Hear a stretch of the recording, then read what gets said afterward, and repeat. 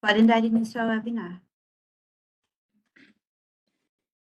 Então, muito boa noite a todos. Permitam-me que vos diga, em nome da enfermeira Dora Franco, nossa Presidente da Secção Regional do Sul, vos cumprimentar a todos, a quem assiste, a quem vai ser preletor, a quem também como convidado e a embelezar um bocadinho aqui este cenário também está presente. E, portanto, gostaria que este webinar fosse realmente um webinar com de elevado valor, de elevada também evidência e, sobretudo, que sirva para os requisitos para que eles estão guardados. Não poderia deixar de começar por cumprimentar o enfermeiro João Paulo, em representação do digníssimo bastonário, e solicitar que enderece os nossos melhores cumprimentos ao digníssimo bastonário. Por outro lado, também agradecer a presença do enfermeiro Sérgio Branco, presidente do Conselho de Enfermagem, que muito nos estima também a sua presença aqui. E, obviamente, também não menos importante, a professora Helena José, quem nós também temos uma grande e elevada estima, e com certeza que será também a sua presença neste evento, trará aqui mais qualidade. Não poderia deixar também de parabenizar a enfermeira Tânia Soares por mais um webinar pensado, refletido, e, portanto, que será com certeza mais um sucesso. Obrigado, Tânia, também por todo este envolvimento.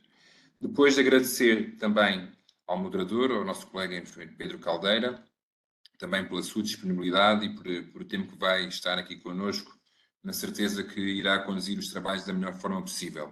E não menos importante também os nossos preletores, quer o Hélder Ribeiro, o Ivo Cardoso, o Márcio Teixeira, Sara Raposo, e portanto, eu não terei enganado o nome de ninguém, e portanto queria também agradecer o vosso tempo, a vossa dedicação,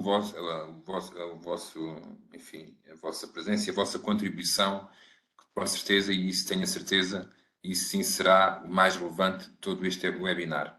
Queria agradecer também às nossas colaboradoras, à Larissa e à Vera, por estarem aqui presentes, e também à nossa assessora de imprensa, a Madalena, por mais uma vez se dedicarem também a esta causa, que é a Secção Regional do Sul e a enfermagem no seu todo. E, portanto, sem mais delongas, gostaria de passar então a palavra para a professora Helena José, por favor, tem a palavra, professora Helena. Boa noite a todos.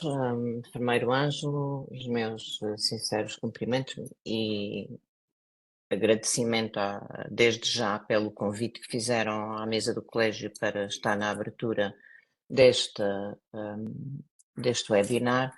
Cumprimento o Sr. Enfermeiro João Paulo Carvalho, Vice-Presidente do Conselho Diretivo, pedindo-lhe que enderece os cumprimentos ao Sr. Bastonário por mais um momento formativo tão relevante. Cumprimento o Sr. Presidente do Conselho de Enfermagem, Sr. Enfermeiro Sérgio Branco, querido amigo, muito bom rever-te, e todos, a enfermeira Tânia, Presidente do Conselho de Enfermagem Regional, todos os palestrantes, todos, o Sr. Moderador, o enfermeiro Pedro Caldeira, e todos os participantes. Efetivamente, é uma honra para a mesa do Colégio de Enfermagem Médico-Cirúrgica estar presente na abertura deste webinar e que acreditamos irá fortalecer a nossa capacidade de pensar e agir face a emergências de grande escala pela experiência partilhada das pessoas aqui presentes e que vão esta noite enriquecer esta formação. Agradeço muito a todas as enfermeiras e enfermeiros também que participam, que de modo especial cumprimento os enfermeiros especialistas em enfermagem médico-cirúrgica, como não podia deixar de ser, e cuja competência técnica, rigor clínico e resiliência emocional são insubstituíveis desde o socorro imediato à triagem, aos cuidados críticos, aos cuidados pós-catástrofe. Bem-aja a todos os que passam por estes momentos tão críticos do ponto de vista da perícia técnica, mas também daquilo que é a nossa resiliência emocional. Este webinar não será apenas um momento de formação, mas será este convite que nos leva a que possamos coordenar de modo eficaz e decidir informados por aquilo que são as melhores práticas e as melhores guidelines, e por isso vos desejo a todos um momento, umas horas muito, muito profícuas de aprendizagem que eu tenho muito gosto em acompanhar. Obrigada a todos.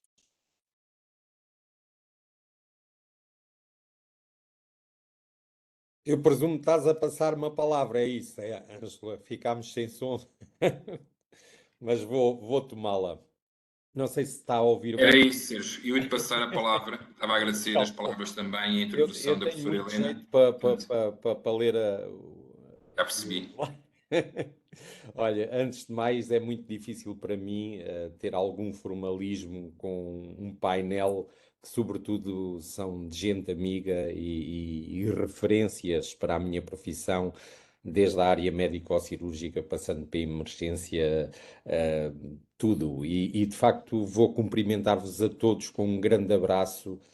Com todo o meu carinho e um grande agradecimento por tudo aquilo que todos vocês me têm ensinado também enquanto enfermeiro. Cumprimentar também a Secção Sul pela organização deste webinar, que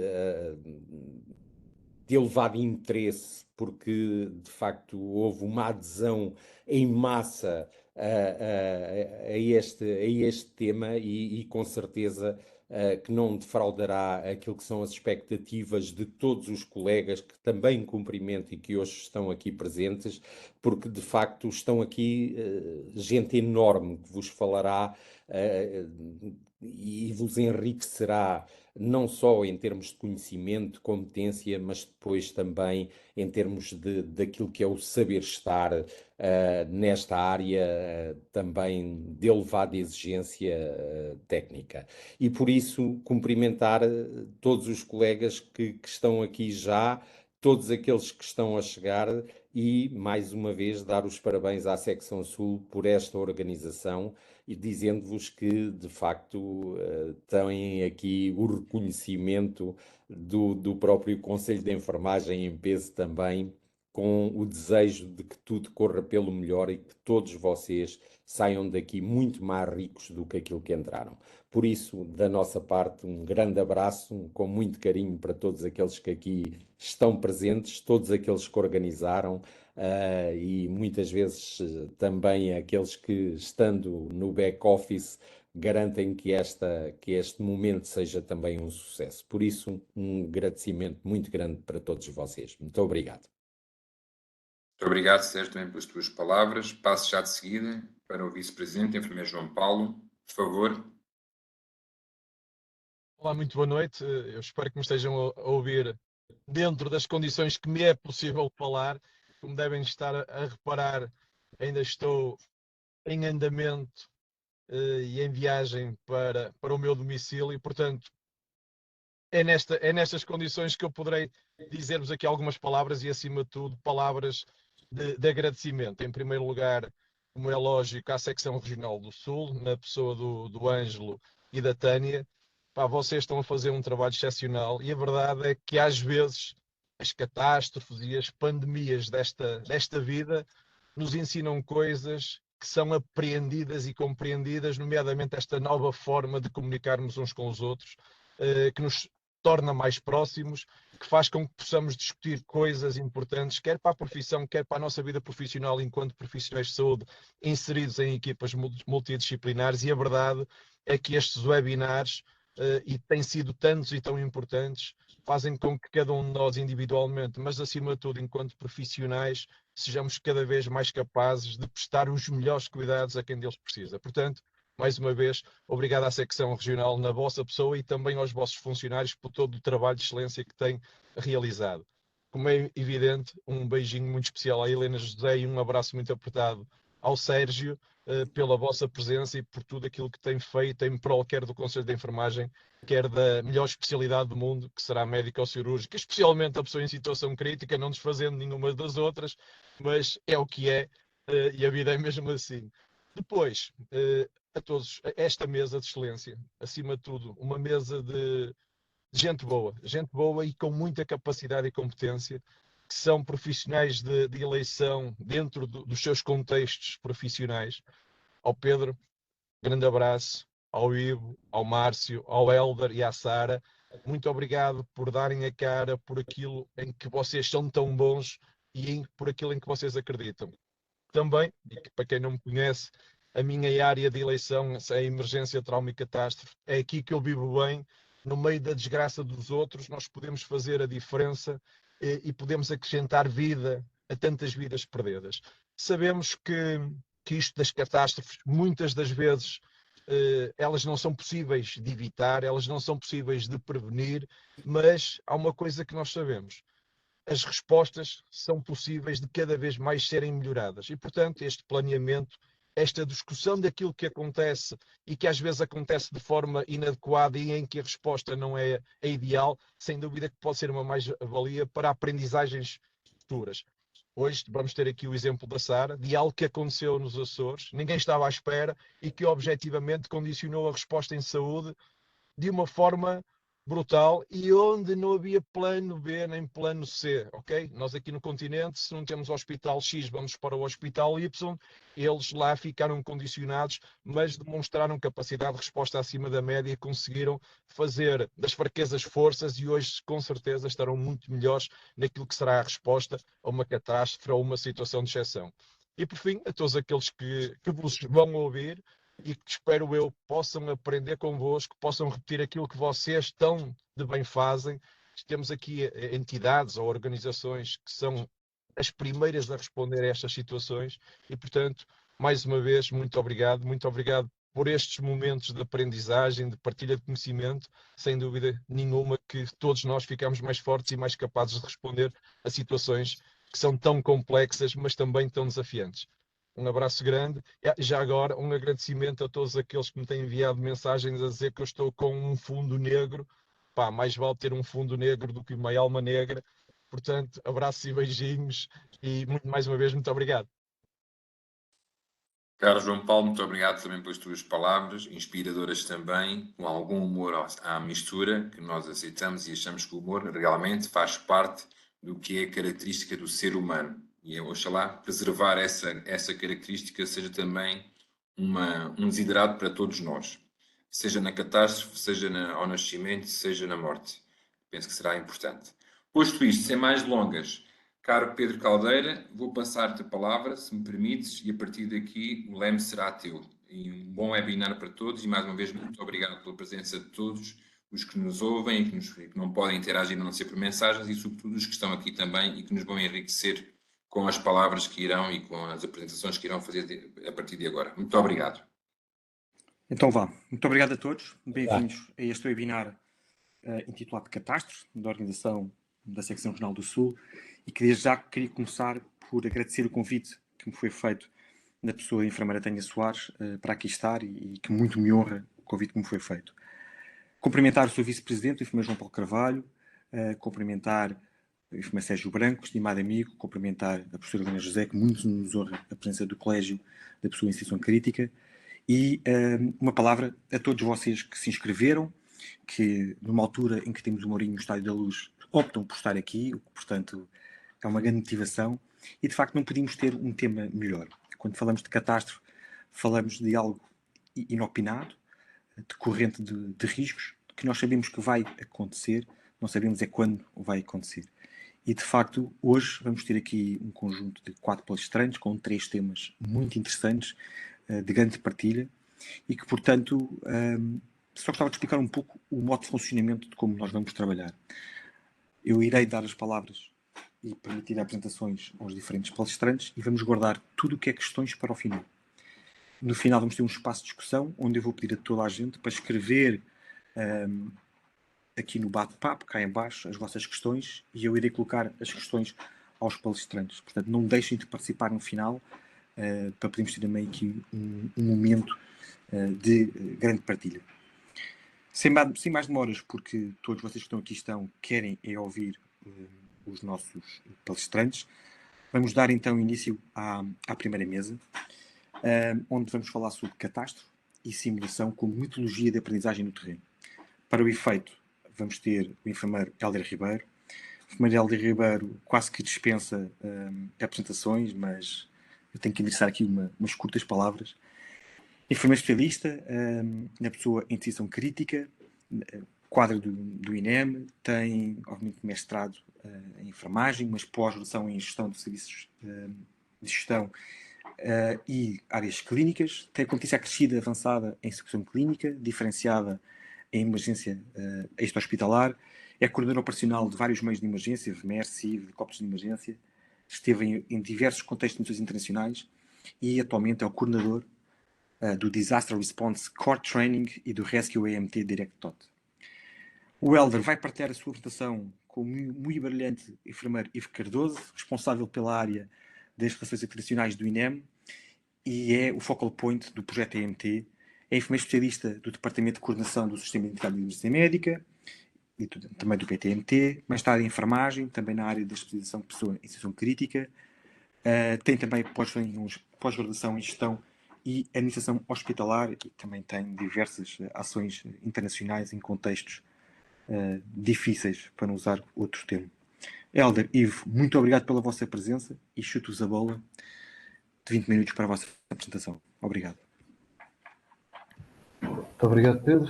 Então, muito boa noite a todos. Nós vamos aqui fazer uma apresentação num módulo de partilha deste grande tema que nos foi dado, sendo que eu irei começar por falar inicialmente da catástrofe propriamente dita e o Hélder seguirá com a questão da simulação e depois da aprendizagem no terreno. Portanto, antes de mais, muito obrigado à Ordem dos Enfermeiros, em especial à Secção Regional do Sul por este convite, que muito nos honra, que muito honra também o INEM. E nós decidimos trazer aqui uma pequena parte daquilo que é a resposta à catástrofe e daquilo que, por muitas vezes, não é tão conhecido dos colegas como temos vindo a trabalhar nos últimos anos. Portanto, só fazer aqui uma pequena contextualização relativamente a esta temática das catástrofes, depois falar o que é então efetivamente esta questão da iniciativa dos Emergency Medical Teams da OMS e falar-vos um bocadinho daquilo que é a nossa equipa do Portuguese Emergency Medical Team.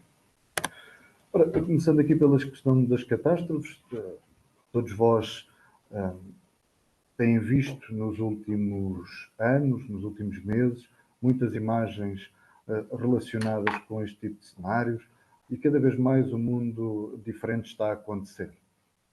Seja ele do ponto de vista das catástrofes naturais, daquelas provocadas pelas causas da natureza ou provocadas pelo próprio homem. Vivemos uma pandemia recentemente, temos vivido muitas situações relacionadas com sismos, com cheias, com inúmeras situações que potenciam uma necessidade de organização de resposta, sejam eles do ponto de vista daquilo que são a preparação dos países ou a ajuda que os países podem ter perante estes cenários. Quando nós falamos de catástrofe, nós não nos podemos esquecer daquilo que foi um dos marcos mais marcantes relacionados com esta situação, das catástrofes, da resposta às catástrofes, e onde houve uma clara mudança de paradigma para a Organização Mundial de Saúde, foi o Haiti em 2010. O Haiti em 2010 porque, claramente, muitas equipas, muito boa vontade de muitas instituições em tentarem ajudar, muito altruísmo, muita gente a tentar ajudar, mas, efetivamente, após estudos, foi comprovado que existiram amputações, seja de braços, seja de pernas, que foram realizadas, que foram feitas de uma forma desnecessária, podiam ter tido outro tipo de tratamento. Houve um aumento das comorbilidades daquela população, houve efetivamente um impacto naquela população que ela ainda hoje sofre desse impacto de 2010. Por outro lado, também a OMS, ao longo dos últimos anos, tem vindo a perceber que, por um lado, se contava muito com equipas estrangeiras para responder a situações de catástrofe. O que é verdade é que a grande maior parte das equipas que respondem a estas situações são capacidades nacionais.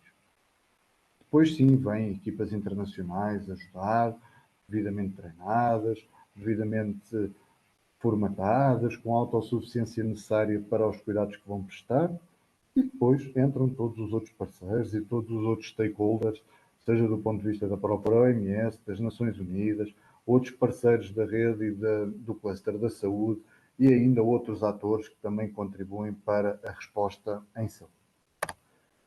Ora, com isto dizer-vos que após o IT em 2010 e após isto que vimos relacionado com a tipologia de equipas que muitas vezes atuam nestes cenários, em 2013 a OMS fez sair o primeiro Blue Book, portanto os primeiros standards para este tipo de equipas em projeções e cenários de catástrofe. Era muito relacionado com Formed Medical Teams, de equipas médicas estrangeiras, mas rapidamente a OMS percebeu que tinha que mudar o paradigma e que não eram só equipas médicas estrangeiras que faziam a diferença, mas era sobretudo a organização das equipas nacionais. Com isto, mais tarde veio a mudar o nome de FMTs para EMTs, para Emergency Medical Teams, com base neste conhecimento. Porquê? Porque boa vontade não chega nestas situações de emergência para tratar efetivamente o doente crítico. O que é que estes standards, o que é que este modelo, o que é que esta iniciativa veio sobretudo promover, ou o que é que visa promover? Visa sobretudo promover princípios de atuação clínica nestes cenários, padrões de qualidade dos cuidados, depois trazer à coação a questão do suporte às operações e a logística, uma logística por vezes é pesada para o apoio aos cuidados que prestamos, também estabelecer formas de haver comando, coordenação, comunicações, portanto, de forma a se garantir aquilo que é uma cadeia de resposta e depois um sistema de governance global onde todos falamos efetivamente a mesma linguagem e todos nos entendemos facilmente. Isto já acontecia previamente com as equipas de busca e salvamento, através da certificação da metodologia em SARAG. Em 2013 passou a ser uma realidade também com as equipas médicas e com a classificação de equipas médicas para este fim. Em Portugal, é o INEM, está nas relações internacionais o focal point para a iniciativa EMT, para a questão dos Emergency Medical Teams, e é efetivamente através daqui que nós também fazemos a ponte com outras equipas nacionais que queiram entrar nestes processos de classificação ou efetivamente com a OMS, cada vez que exige uma ativação deste tipo de equipas. Não nos podemos esquecer que quando falamos de EMT estamos a falar de grupos de profissionais, sejam eles médicos, enfermeiros, técnicos superiores de saúde, e também incluindo aqui os profissionais da logística, que estão devidamente treinados, que proporcionam autossuficiência às suas equipas para prestar os cuidados clínicos que as populações efetivamente precisam e para, sobretudo, apoiar os sistemas locais de saúde.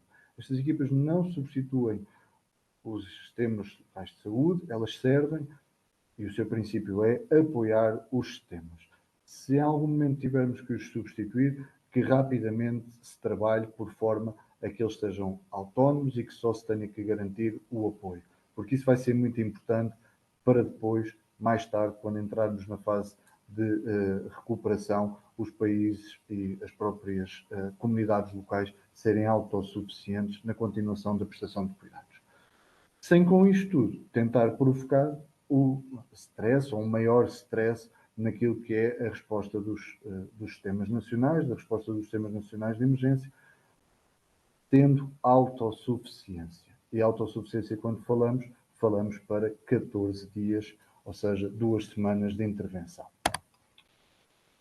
Ora, a OMS estabeleceu 3 tipos principais de equipas: os Emergency Medical Teams tipo 1, que podem ser móveis ou fixos, os tipo 2, os tipo 3 e depois células especializadas de tratamento. Se por um lado os tipo 1 móveis são equipas que vão por locais remotos, por diferentes comunidades ao longo dos dias, os tipo 1 fixos já são mais parecidos, e fazendo aqui um paralelismo com aquilo que é o nosso Serviço Nacional de Saúde, aquilo que são os serviços de urgência básica. Sobretudo este tipo de equipas trabalha do nascer do sol ao pôr do sol e tem um rácio de atendimento pré-definido de pelo menos 100 doentes dia em ambulatório, para além de todos os doentes urgentes ou emergentes que possam aparecer.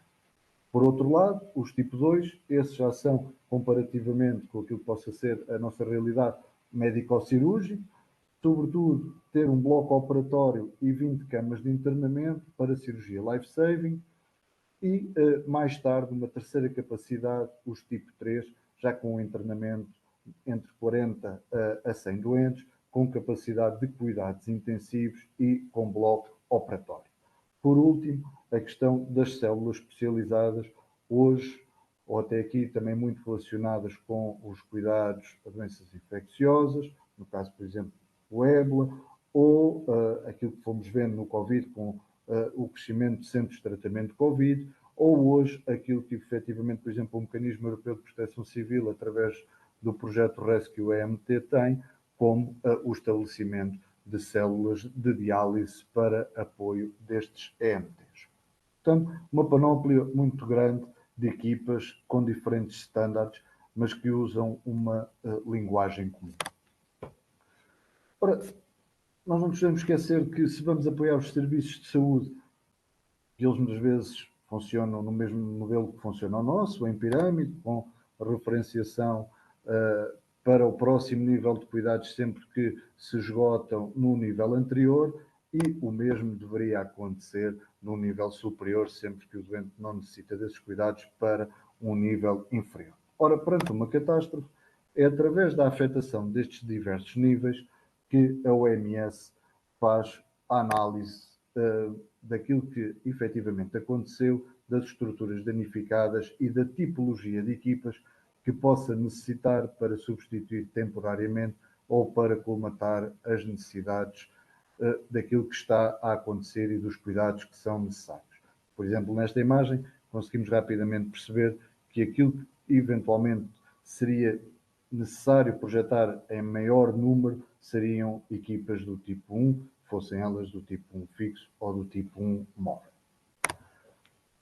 Por outro lado, com a implementação desta iniciativa da OMS e com a sua subscrição também pelos diversos países, nós conseguimos claramente perceber a diferença que é hoje trabalharmos num EMT classificado com toda a capacidade médico-cirúrgica, por exemplo, instalada, ou trabalharmos naquilo que aconteceu no Haiti em 2010. Portanto, há uma clara dicotomia entre aquilo que hoje estamos a viver e aquilo que vivemos no passado, sem estes mecanismos e sem estes padrões de qualidade na área assistencial. Por outro lado, a OMS também tem vindo a trabalhar a sua estratégia, se bem que em 2013, com a saída dos standards, foi trabalhando ao longo destes anos para que em 2021 fizesse sair novas guidelines e fez o ano passado, em 2024, sair aquilo que é a estratégia para os EMTs 2030, onde considera-se hoje que esta questão das equipas para apoio internacional está muito consolidada, há muitas equipas classificadas dos mais diversos níveis, os próprios mecanismos de resposta à emergência, sejam eles regionais ou globais, partilham desta mesma doutrina e, claramente, a estratégia passa por cada vez mais também tentarmos adotar mecanismos que se adaptem às realidades nacionais e às respostas nacionais. Ora, com isto, entraria aqui naquilo que é o Portuguese Emergency Medical Team, a equipa portuguesa classificada. Esta equipa é composta, quando está em missão, por 34 profissionais das mais diversas áreas. Somos das poucas equipas que, neste contexto, dispõem, por exemplo, de psicólogos, dispõem, por exemplo, de técnicos de raio-x. Somos, para não dizer o único, perto disso, o único que tem um raio-x e que utilizamos para claramente não só fazer o diagnóstico, mas também para fazer o follow-up dos doentes quando eles nos são referenciados pelos tipo 2. Portanto, há aqui uma grande sinergia, um grande trabalho em rede nos teatros de operações ou perante a necessidade da resposta no terreno. Tem 12 camas, sendo elas 4 de monitorização, 2 de emergência, outras 4 de observação e 2 de pequena cirurgia. Sendo que as de observação e monitorização estão intimamente ligadas a uma área de tipo unidade de decisão clínica. A nossa equipa foi classificada pela Organização Mundial de Saúde em março de 2019. Não me falha a memória, 4 dias depois fomos projetados em missão internacional para Moçambique, portanto temos o recorde de classificação e projeção mais curto de qualquer equipa classificada. E 5 anos depois estávamos a ser reclassificados pela OMS em dezembro do ano passado, com um grande desafio que foi passar de um Blue Book de 2013 para um Blue Book em 2021. Para terem uma ideia, estes foram até outubro de 2024 o número de alertas que tivemos e até mesmo o número de missões que fizemos desde 2019, portanto, uma elevada panóplia de missões e assistência, não só com o EMT propriamente dito na sua capacidade total, mas até em apoio a forças nacionais que foram destacadas para responder à emergência noutros países. E com isto terminaria dizendo-vos que do nosso trabalho diário, isto é um processo de melhoria contínua, constante, sempre na tentativa de não só aumentarmos e atualizarmos o conhecimento das nossas equipas, a questão relacionada com a formação e treino das mesmas, a questão de aumentarmos a interoperabilidade com outras entidades, a questão do incremento de boas práticas, e não posso deixar aqui de fazer referência àquilo que vem também do International Council of Nurses relacionado com a prática de enfermagem nos EMTs e também com um trabalho muito importante que temos vindo a fazer na redução do desperdício com a formatação de kits de tratamento médico. Com isto, passo a palavra ao Helder. O meu muito obrigado.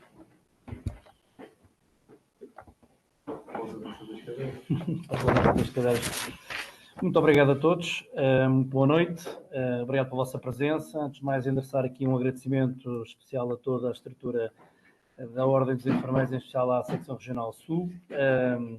Caros colegas e amigos, é um gosto estar aqui, partilhar a minha experiência convosco. E eu proponho-me agora, durante os próximos minutos, fazer aqui uma abordagem relativamente à temática da simulação como uma metodologia de aprendizagem no terreno e falar-vos também do nosso curso que dá essa mesma sustentação, que é o curso Direct Disaster Response Core Training, e não pensem que é um inglesismo da nossa parte, é já um posicionamento estratégico em âmbito global, como mais à frente iremos ver. E depois também dar-vos nota que o Disaster Response Core Training, no contexto da iniciativa Rescue EMT, qual é o posicionamento neste momento e o que é que almejamos em termos de futuro. Como sabemos, de facto, e o Ivo já o referenciou anteriormente, já foi feita também na apresentação pelo enfermeiro Pedro Caldeira, de facto, os desastres nós não os podemos agendar. São inevitáveis, vão acontecer, não os podemos agendar, mas podemos planear essa mesma resposta. E, portanto, os impactos que esta situação podem ter são, de facto, devastadores.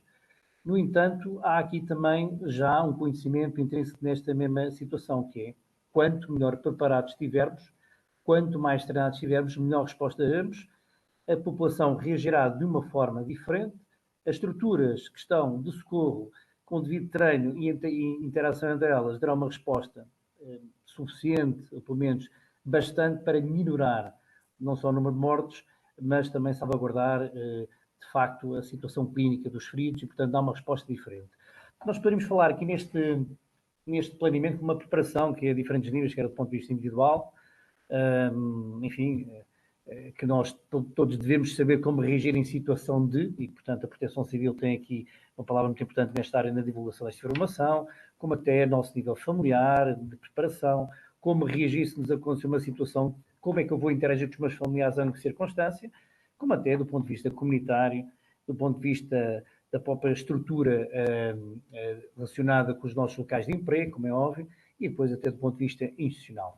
No entanto, saliente que, de facto, o ênfase aqui que nós iremos abordar será mais desta corresponsabilização profissional para este facto e aquilo que nós estamos a trabalhar neste momento para a melhor resposta nesta mesma área e, de facto, neste campo, não só os exercícios como a simulação e a recriação dessas mesmas condições são condições quase que indispensáveis para uma preparação efetiva relativamente a este âmbito. Quando nós falamos em catástrofe, é indissociável na sua preparação falarmos em simulação. De facto, ela recria aqui situações reais num ambiente que é perfeitamente controlado e seguro, portanto, sem expor ninguém a riscos e, portanto, num jogo devidamente balizado. Internacionalmente, ele já é reconhecido como um standard educacional, ou seja, é também por esta via da simulação que a aprendizagem em determinados contextos deve ser dada, deve ser experienciada, digamos assim, e em especial aqui dedicaremos relativamente à catástrofe. Como é óbvio, estamos aqui a falar de uma aprendizagem que se centra numa aprendizagem experiencial e nos princípios que têm a ver com a aprendizagem relacionada com os adultos, e claramente já testada como metodologia de ensino, não só de ensino para determinadas competências, como também de treino e ainda de avaliação e mesmo de auditoria. De facto, a simulação tem estes propósitos. De facto, esta prática sem risco ou com risco mínimo para as equipas ou sistemas são uma segurança e permite ser muito elástica nos ambientes que se pretende estar. De facto, já a OMS e o Nurse Association for Simulation in Clinical Learning a referenciam como uma das metodologias mais eficazes para o treino em contexto de catástrofe. De facto, quando nós falamos em simulações, nós vamos compor a palavra de uma forma mais ou menos interessante, digamos assim, para utilizar assim, esta expressão, permite-nos segurança. De facto, os profissionais e até a população podem estar procedimentos. Há aqui uma integração e uma promoção de diferentes entidades desta mesma resposta, mobilizam-se meios humanos, meios materiais, uma grande ativação também dependente do âmbito da mesma, e depois podemos até dizer que podemos treinar esta mesma urgência, este treino e esta decisão sob pressão em determinados contextos que nos interessa também testar nas simulações, e depois toda a dimensão logística dos fluxos de abastecimento, de comunicações e de apoio que pode ser dado. É óbvio que a avaliação, com a identificação dos pontos fortes e outros aspectos a melhorar, também através da observação e de um feedback estruturado, são muito importantes. A coordenação tem que estar sempre presente no âmbito das próprias simulações, porque há uma coordenação dos esforços interinstitucionais e interprofissionais mesmo nesta dimensão, e depois aqui o caráter da adaptação que é importante ter, porque é o ajustar dos planos, de facto, e a adaptação já é outro nível de flexibilidade, que é já um nível do patamar superior, que já nos moldamos, digamos assim, a cenários que são dinâmicos e imprevisíveis, que a simulação também pode ajudar a favorecer. E, por outro lado, esta operacionalidade, que é, no fim de contas, validarmos na prática os planos que estão escritos e realmente testarmos e garantir que funcionem igualmente no terreno, porque às vezes podem ser extremamente interessantes estarem escritos, mas às vezes o funcionamento poderá, se não o simularmos, se não testarmos, poderá ser comprometido. Então, salienta-se aqui assim os pontos fortes, ou seja, permite recriar estes eventos que são raros, de alto impacto, mas sem risco. A aprendizagem é muito importante, o fazer, o refletir e o aplicar, ou seja, fazer esta transferência, esta experiência vivida e refletida que pode ser transferida para outros contextos. Isto é, no fim de contas, aprender. Aprender num ambiente multidisciplinar, com outras estruturas, obviamente, que participam, e depois há aqui um ênfase também muito importante nas competências críticas que devem ser desenvolvidas, e estamos a falar da liderança, da coordenação, que é sempre um fator muito crítico nestas dimensões, e das tomadas de decisão sob pressão, que são sempre importantes. De facto, quando pensamos em adaptar uma simulação a uma catástrofe, a um evento de catástrofe, ou um desastre major que queremos considerar, de facto, no âmbito da simulação, podemos, de facto, escalar essa complexidade, ou seja, podemos pensar num âmbito mais ou menos estratégico com exercício tabletop, a uma coordenação num comando post, âmbito funcional de coordenação, ou então uma resposta em field terreno, um full scale exercise, com uma resposta mais realista. E nestes cenários mais realistas, de facto, temos que lhe dar esta componente de realidade. E, para nós, elementos da área do âmbito da saúde, depende, obviamente, do âmbito desta testagem, as vítimas são fundamentais, trazer um ambiente imersivo, com caracterização. É óbvio que testar aqui algumas falhas de comunicação também são importantes que possam traduzir em realidade, no fim de contas, com toda esta pressão do ambiente e do contexto. Por base, temos aqui uns planos que estão a ser, de alguma forma, validados, testados, ou umas SOPs, umas Standard Operation Procedures, que estão aqui apenas alguns exemplos, mas poderão ser muitos outros. Importa também ter sempre um debriefing estruturado, transformar esta experiência, no fim de contas, refletida, que se transforma em competência adquirida e, de uma forma mais lata, termos um alinhamento com os normativos internacionais, que é extremamente importante, porque nós, em catástrofe, nós não somos um país não seremos uma ilha, teremos sempre que ter ajuda externa num contexto regional, europeu, mesmo mundial. E, portanto, esta dimensão de alinhamentos normativos internacionais é extremamente importante. E então, esta preparação o mais realista possível, com esta integração e coordenação de esforços, produzem uma aprendizagem contínua e promovem não só nos seus agentes, mas também na população, confiança e muita resiliência daqueles que vão ajudar e que vão interagir. A simulação é absolutamente essencial. Ora, nós neste âmbito, em termos do INEM, o Ivo já falou anteriormente, do Portuguese Emergency Medical Team, desenvolvemos uma componente formativa e estruturante para os nossos profissionais, que é o DIRECT, no fim de contas, são os iniciais, do Disaster Response Core Training Course. Ela, de facto, vem dar e colmatar a necessidade formativa que os nossos profissionais têm para integrarem realmente esta equipa, e nós desenhamos de forma modular, mais à frente vou explicar, mas que está perfeitamente enquadrado com padrões internacionais da OMS e com também o contexto europeu, com o mecanismo de proteção civil da União Europeia. Estes profissionais com este tipo de formação são sujeitos, partilham de facto uma linguagem comum de procedimentos, com esta mesma metodologia de treino, e dá aqui uma certa coisa à equipa que vai reagir de forma similar e congruente para as diferentes situações que vão ser expostas. E vão ser expostas não só no contexto nacional, mas também no contexto internacional. Vemos também que, de facto, esta formatação que nós temos é, de facto, um laboratório prático que nós tentamos também empenhar aqui, porque a experiência adquirida em missões, e o Ivo já referenciou com 23 até o momento, são continuamente integradas não só na formação, como na estruturação de equipa, de kits, etc. Portanto, há aqui um trabalho de contínuo de melhoria que é importante, de facto, salientar.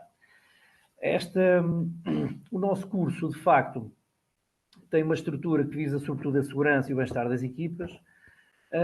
Tem uma dimensão logística que é extremamente essencial nesta dinâmica das equipas de emergência. Não só esta coordenação nacional, mas também numa perspectiva já internacional, porque preparamos também estas nossas equipas para a dinâmica de interação internacional e depois numa gestão também operacional das situações. Portanto, ela tem metodologias de workshops, de exercícios práticos, trabalhos de alguns working groups específicos em determinado momento da ação e depois, de facto, simulações. Estamos a falar, de facto, de um curso imersivo que tem 4 dias de duração de presença física 24 horas por dia, portanto, é um contínuo, mas tem uma fase inicial em que nós temos que ter aqui um esteio comum. E esse esteio comum é dado através de um momento prévio de e-learning em que vamos alinhar e vamos sincronizar determinados conceitos que nos importa que os formandos tenham bem presentes, para que quando vamos empenhá-los no momento prático as coisas possam funcionar da melhor forma possível. Portanto, este e-learning aborda todas estas temáticas que vêm aqui estruturadas e depois temos um treino que é um treino absolutamente imersivo. Temos aqui apenas algumas imagens, já vamos na 7ª edição, e já fizemos um outro, mas foi com outro contexto. 7ª edição que vamos sempre melhorando, de facto. Aqui estamos aqui em algumas imagens de um momento em que estamos em debriefing, para terem uma ideia que é um curso muito intenso, digamos assim, com toda a estrutura montada e toda a gente a interagir, que há, obviamente, momentos de briefing e debriefing relacionados com determinadas temáticas específicas, em que já utilizamos toda a documentação assistencial que vai ser utilizada na prática, portanto, próximo do realismo, isto é praticamente um exercício, e depois para ter aqui uma ideia, uma imagem aérea da complexidade que é montar um exercício, um curso destes, que com toda esta dimensão de suporte logístico que é necessário montar, desenvolver a formação e depois, obviamente, recolher e armazenar novamente todo este tipo de equipamento. Este nosso Direct foi desenvolvimento de um pacote formativo para os EMTs, que é o Teams, que segue os padrões da OMS, mas que nós adaptámos a esta realidade que nós perspectivamos e desenvolvemos, e neste momento estamos já num outro patamar diferente, que eu já vos direi um bocadinho mais à frente. Portanto, este não é propriamente um curso, isto é uma missão, digamos assim, ou seja, segue um ciclo de missão, há uma preparação prévia muito grande, relativamente a isto, não só aos formadores, mas aos próprios formandos, e depois segue todo um ciclo de missão, desde a chegada ao país de origem, estabelecer prioridades, fazer a sua gestão das operações, passam por um aeroporto, são transportados para outro local onde vão montar as tendas para poderem lá viver, entre aspas, viver e trabalhar durante 3 dias, Há testes que são feitos durante o período noturno também, há uma preocupação grande com o bem-estar da equipa, mas promovendo também alguma intensidade de testagem, adaptações que são sempre feitas aos contextos onde se desenvolvem e até problemas que têm que ser desenvolvidos relacionados com o safety and security e, portanto, é todo um ciclo de missão que pretendemos que os nossos formandos e os nossos operacionais sejam sujeitos. De facto, normalmente temos aqui gente sorridente, bem disposta, com um sorriso na cara, apesar das agruras, de facto, desta dinâmica, mas na fotografia da esquerda, de facto, é o Aeródromo de Cascais, onde, de facto, o realismo leva-nos a que eles passam realmente por um controle aeroportuário real e com exercícios específicos. E depois aqui na fotografia da direita já um dos cursos mais recentes, já com a validação da iniciativa RESC a nível europeu e, portanto, onde foi a fotografia retirada. Agora vou-vos passar aqui assim um pequeno vídeo, espero que se consiga ouvir o som, tem a ver com a nossa formação. Vamos ver.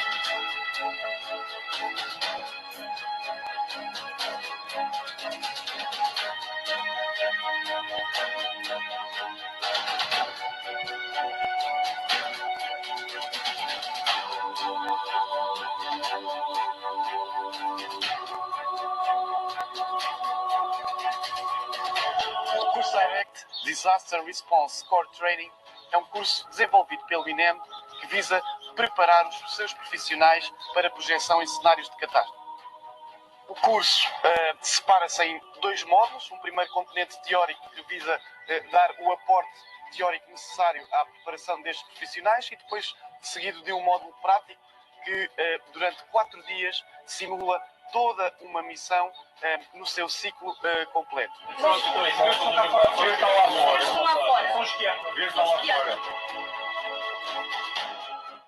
Este curso é um curso imersivo que nos obriga mesmo a autodesafiar-nos. Ajuda-nos a desenvolver não só a parte clínica, mas como a pensar e a desenvolver outras capacidades que não estamos tão alerta, nomeadamente a segurança da nossa equipa, todos os aspectos que nos rodeiam e que muitas vezes nos passam um bocadinho ao lado. Prepara-nos tanto na parte teórica, da coordenação das situações que é possível de encontrar numa missão humanitária. E assim temos aqui 3 vítimas queimadas. Visa acrescentar uma mais-valia a uma futura projeção com um trabalho interoperável entre as várias forças.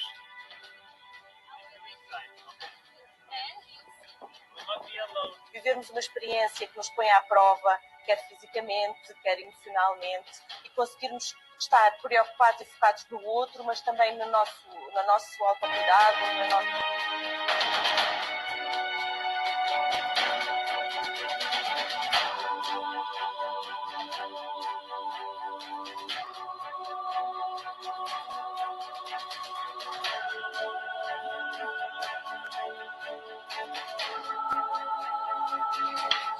Vai vir aqui um franguinho guisado com massa. Uau!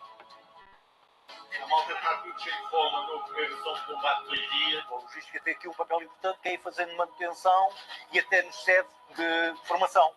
Portanto, isto é um trabalho contínuo que não termina e temos o ano inteiro ocupado com o modo. Já no outro prático, cada vez mais terá que existir uma cooperação entre as forças. Portanto, o trabalho que é feito anteriormente depois vai circular futuramente lá fora, a nível internacional.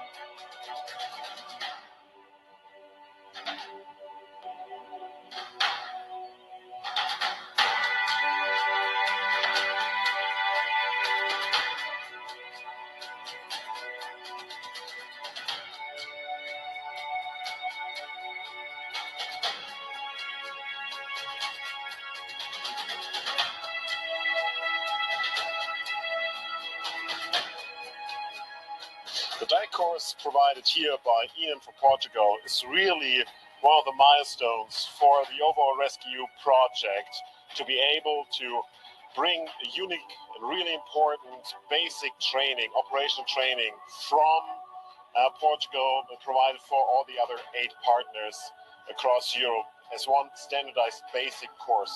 So standardization and interoperability are the key factors to be able to provide assistance to people in need. So this direct course is one of the key stones for standardization, to provide one unified training methodology across all the European partners. And this was developed in Portugal together with WHO throughout the last years, and we took this opportunity to embed this course into the overall training project.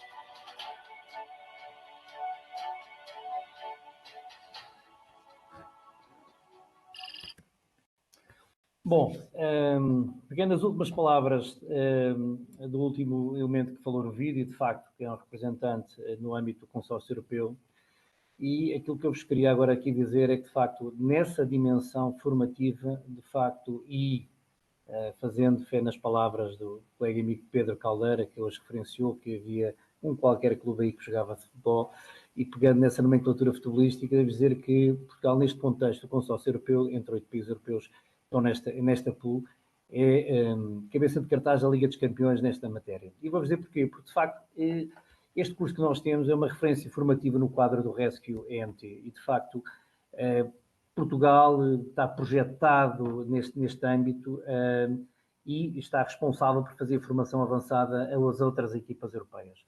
Há uma necessidade da Comissão Europeia em harmonizar estes estándares e este desempenho e competências das equipas de diferentes países para maior interoperabilidade, de facto, em termos de catástrofe, e foi de facto Portugal que tem este papel e que promove a resiliência europeia, formam profissionais capazes de trabalhar em ambientes complexos, não só a nível nacional, mas a nível internacional, e é que isso investe como valor estratégico para Portugal e posiciona o PTNT e com o curso Direct especificamente num ator muito relevante neste filme europeu relacionado com a catástrofe. É um prestígio enorme para o Instituto, do qual obviamente nós fazemos muita fé e que também contribuímos. E de facto este Direct TOT é o Trainers of Trainers, que Portugal está a formar os formadores que vão desenvolver esta mesma tipologia formativa definida por nós nos seus países de origem.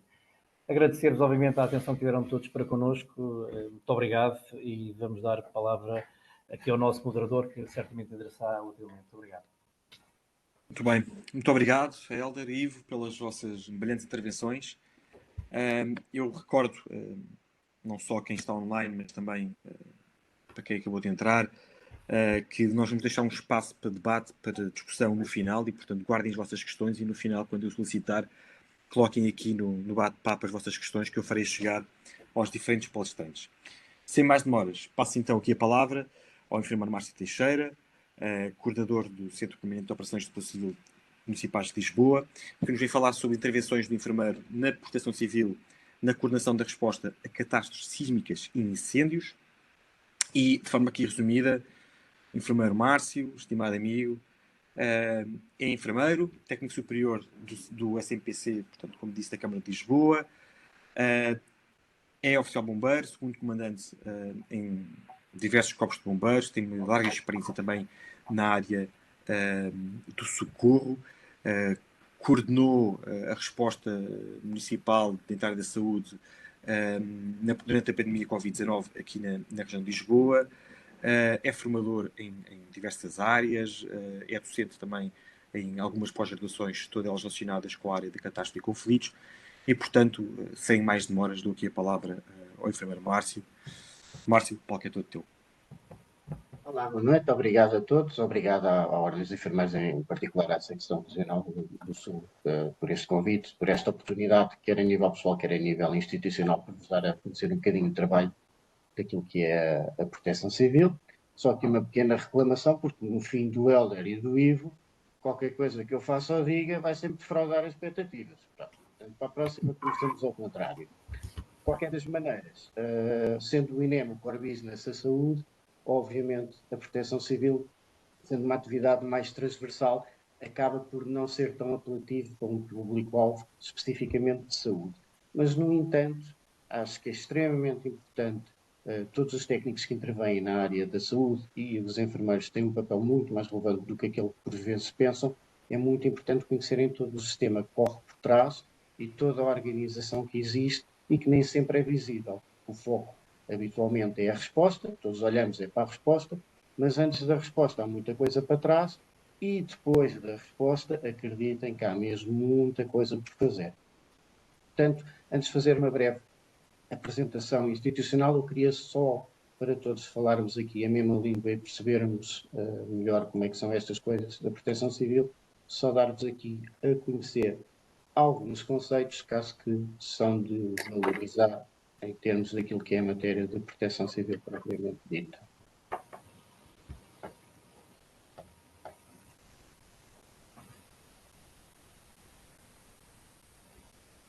Primeiro, uma interpretação daquilo que é a proteção civil. Claro que a proteção civil existe enquanto entidade tem depois uma organização territorial, mas a proteção civil é essencialmente um conceito. Portanto, a proteção civil não sou eu enquanto entidade, não é o INEM enquanto agente de proteção civil, não é a Polícia de Segurança Pública, não são os hospitais, somos todos. Portanto, a proteção civil é uma atividade permanente, é transversal a todos os setores da sociedade, é desenvolvida pelo Estado, e leia-se aqui Estado enquanto organização administrativa de todo o território, portanto composto pela administração central, pela administração local, pelo setor empresarial do Estado, pelos institutos públicos, mas também por todo o setor privado, porque o grosso da sociedade funciona no setor privado e grande parte da nossa atividade é dirigida para a preparação do setor privado para efetivamente conseguirem estar preparados para responder não só a catástrofes, porque as catástrofes são uma coisa pontual, mas a verdade é que há pequenos acidentes e acidentes graves todos os dias e essa é a nossa primeira linha de preocupação. Existe uma organização, no caso de Portugal, e sem prejuízo depois daquilo que encaixa, nomeadamente no mecanismo europeu de proteção civil, quer através de acordos bilaterais, quer multilaterais, mas efetivamente tem uma organização territorial que tem revisão, eventualmente este ano ainda, ou para o ano, será implementada uma nova estrutura, mas existe então uma estrutura nacional, essa estrutura nacional é dirigida pela Autoridade Nacional de Emergência e Proteção Civil e depois, por sua vez, divide-se em patamares regionais e subregionais. E depois há aquilo que é a base do sistema, que é a primeira linha de proteção civil, aqueles que fazem que dão a primeira resposta mediante ocorrências de maior envergadura e que preparam em larga escala as populações e os agentes de proteção civil para lidar com as situações no nosso contexto. No caso de Lisboa, especificamente, por uma questão de força legal, articula-se diretamente com o nível nacional e trabalha diretamente com o Comando Nacional, com um nível de autonomia que acaba por ser um bocadinho diferente daquilo que são os outros municípios. E só, não quero ser maçudo, mas só para dar aqui alguns enquadramentos como é que isto da proteção civil funciona, porque às vezes há muita confusão de quem é que manda em quem é que ordena o quê. Tudo isso está legislado, portanto, existem 2 diplomas legais, o Sistema Integrado de Operações de Proteção e Socorro, que define o conjunto de estruturas, o conjunto de normas, o conjunto de procedimentos que garantem que todos os agentes de proteção civil consigam, mais do que alguém mandar em alguém, atuar em cooperação. Claro que depois no plano operacional tem que estar articuladamente sob um comando único, isto sem prejuízo, obviamente, daquilo que são as competências de cada entidade e das suas hierarquias, quer organizacionais, quer funcionais. Esse diploma, o Sistema Integrado de Operações de Socorro, visa essencialmente assegurar que todas as operações de proteção e socorro decorrem com alguns princípios especiais que são aplicáveis à proteção civil. Particularmente estas 2 componentes que são a coordenação institucional, um nível macro, um nível estratégico, um nível de decisão e um nível de comando operacional, esse é um nível mais de terreno e virado exatamente para aquilo que normalmente é mais visível, que é a resposta. Existe ainda um segundo diploma legal, que é o Sistema de Gestão de Operações. Esse Sistema de Gestão de Operações destina-se exatamente aos teatros de operações e é esse Sistema de Gestão de Operações que, através de 3 níveis, portanto, um nível estratégico, o nível tático e o nível de manobra, vai definir como é que toda uma operação de socorro evolui, como é que se define a sectorização de um teatro de operações, onde é que se cria, por exemplo, um setor funcional para a emergência médica, onde é que se criam a sectorização geográfica, como é que funcionam os postos de comando, como é que funcionam os comandantes de setor e como é que tudo isto se organiza no terreno. Só para dar aqui um breve enquadramento, porque, portanto, esta é uma doutrina comum a todos os agentes de proteção civil e estão todos devidamente regulamentados. Portanto, às vezes passa-se alguma imagem na comunicação social de alguma desorganização.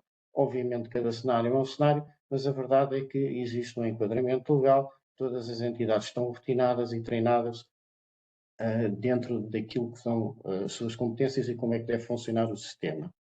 Mas aqui mais uma nuance, que é, este webinar é catástrofe, e para lidar com catástrofes existe uma coisa que se chama os planos de emergência de proteção civil. Esses documentos são documentos formais com força legal, portanto, resultam de uma análise de risco a nível do espaço geográfico, consoante o nível ou o escalão de proteção civil que o está a elaborar, onde se efetivamente começa-se por uma análise de risco e se identifica todos os riscos do território, depois todas as estruturas que podem de alguma forma concorrer para a resposta e que visam não só a resposta, mas também depois a reposição da normalidade, de forma a minimizar os efeitos, depois na continuidade todo o tecido socioeconómico e todo o património e todo o ambiente. Um exemplo muito simples é, no caso do serviço de saúde, não é? Os hospitais vão prolongar a sua atividade muito além daquilo que é a resposta imediata aos feridos, ou mais ou menos críticos, mas também vão ter estruturas afetadas.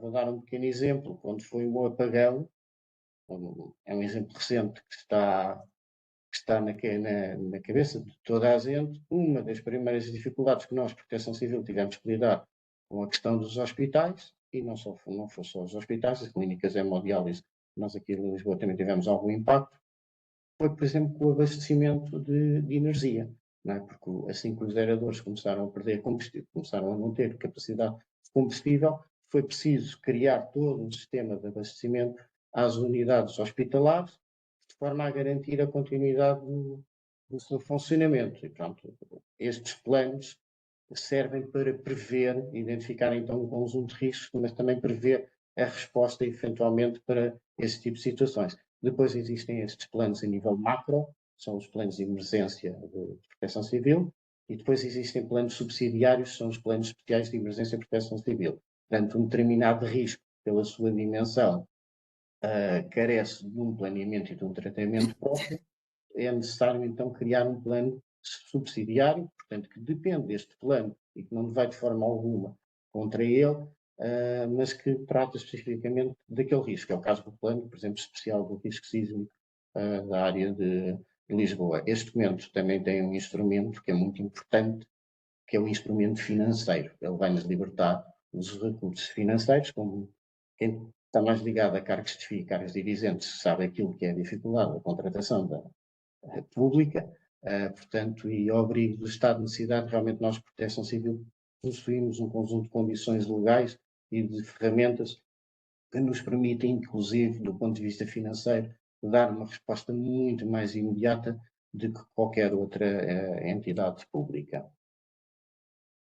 E aqui, isto é um alerta especial meu, que faço aqui a todos os colegas, que são as medidas de autoproteção. As medidas de autoproteção, portanto, não vamos ver isto numa escala tão macro como um sismo, mas depois há uma escala sempre micro, que é o que é que acontece, por exemplo, na nossa unidade de saúde.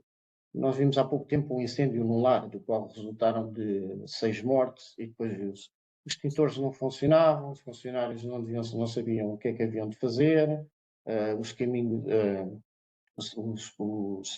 de evacuação não estavam assinalados, e nitidamente aquela ERP não estava preparada para lidar com isto. Por isso a legislação portuguesa é uma competência da Proteção Civil, que todos os edifícios devem ter aquilo que são as medidas de autoproteção. É muito importante que em todos particularmente em unidades de saúde e em ERPs, onde está uma população muito mais vulnerável e muito mais frágil, que saiba como é que se deve comportar perante uma situação de emergência. Portanto, isso é um trabalho que cada um deve fazer e cada um no seu local de trabalho, na sua medicina, na sua emergência, onde for, deve ter olhar pontualmente para as plantas de emergência, para perceber para onde é que se deve dirigir uma emergência, deve conhecer os meios de primeira intervenção, nomeadamente os extintores, e todas estas unidades, em particular a unidade de saúde, depois devem ter a sua própria organização interna também de resposta para catástrofes externas. Porque há 2 níveis de planeamento. Há o acidente que pode acontecer, por exemplo, dentro do hospital, por exemplo, um incêndio dentro do hospital, ou pode haver um elevador da glória que de repente há um aporte muito grande de feridos e os hospitais têm que se preparar para lidar com isso. Portanto, as medidas de autoproteção são realmente uma obrigação legal, mas elas só são úteis se cada um de nós fizer um bocadinho o trabalho de casa no nosso contexto de trabalho para estar preparado perante uma situação de emergência. E antes de passar para uma apresentação um bocadinho mais institucional, só aqui um bocadinho o papel do enfermeiro. Portanto, a proteção civil, portanto, o nosso foco habitualmente é a resposta, mas há uma coisa que se chama o ciclo de gestão de catástrofes. Portanto, a proteção civil é, na prática, uma primeira fase de prevenção, mitigação, de análise do que pode acontecer, uma fase de preparação e de planeamento, para depois, quando acontece qualquer coisa, haver uma resposta. Esperemos que, com base na primeira fase logo, com a prevenção e a mitigação, que a parte da resposta seja muito menos necessária. Após o evento acontecer, efetivamente, e temos que nos focar na altura na resposta, mas depois há toda uma fase de recuperação e de reabilitação. E isto é um papel onde os enfermeiros têm que realmente participar em todas as áreas. Portanto, não é só o pré-hospitalar, não é só as urgências, é muito importante o papel dos enfermeiros na componente comunitária, na componente preventiva, na componente escolar, em toda a parte de sensibilização, em preparar naquilo que são, em participarem naquilo que são as comissões de catástrofe dos hospitais, em participarem naquilo que é o planeamento de emergência das suas unidades, mas também após a resposta, em fazerem o follow-up, em garantir a continuidade de cuidados a todos aqueles que ficam afetados.